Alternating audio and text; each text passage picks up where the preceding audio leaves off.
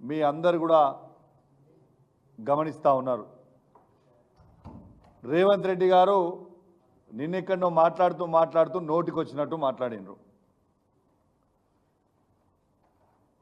రేవంత్ రెడ్డి గారు మీరు మీ నోటికొచ్చినట్టు మాట్లాడినంత మాత్రాన మేము భయపడతామో వెనుకపోతామో అని మీరు అనుకుంటే మీ భ్రమాది.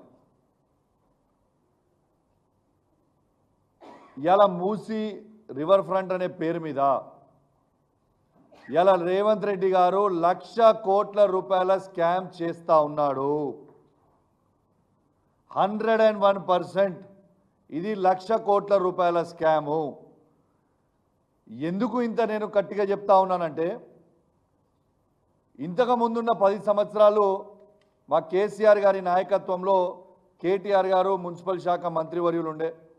ఇదే మూసి రివర్ ఫ్రంట్ కూడా తను చేసిన డిజైను. అప్పుడు డిపిఆర్ తయారు చేసింది 16,000 కోట్ల రూపాయలకు మాత్రమే.